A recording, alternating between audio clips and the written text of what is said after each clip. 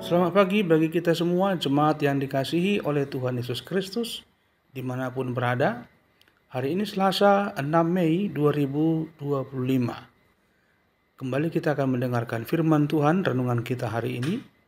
Namun terlebih dahulu marilah kita bersatu di dalam doa.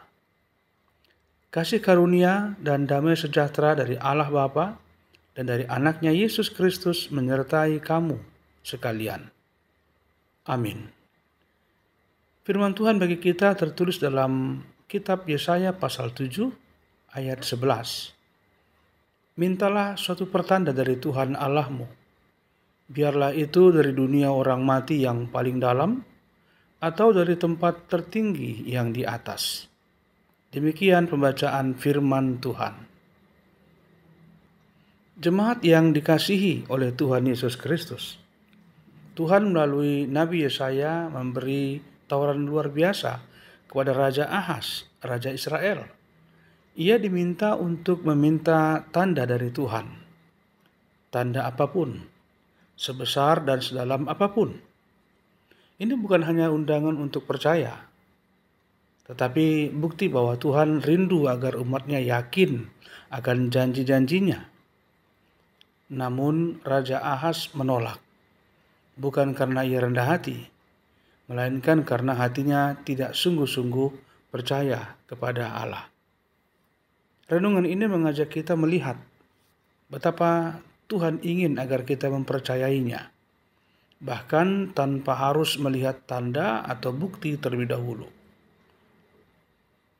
Kita hidup di zaman yang seringkali menuntut bukti nyata untuk mempercayai akan sesuatu.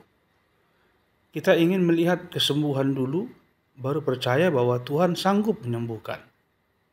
Kita ingin melihat jalan terbuka dulu, baru yakin bahwa Tuhan telah menuntun. Tapi firman Tuhan mengajar kita untuk membalik cara berpikir ini. Percaya dulu, karena Tuhan sudah berjanji dan firman-Nya tidak akan pernah gagal. Iman yang sejati bukanlah iman yang bergantung pada tanda-tanda, melainkan iman yang bergantung pada karakter Allah. Allah yang setia, Allah yang tidak pernah mungkir pada janjinya.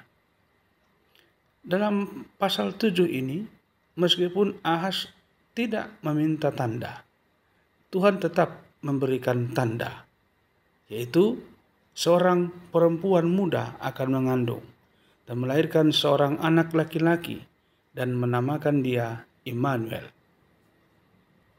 Ini adalah janji tentang kehadiran Mesias, janji terbesar tentang penyertaan Tuhan.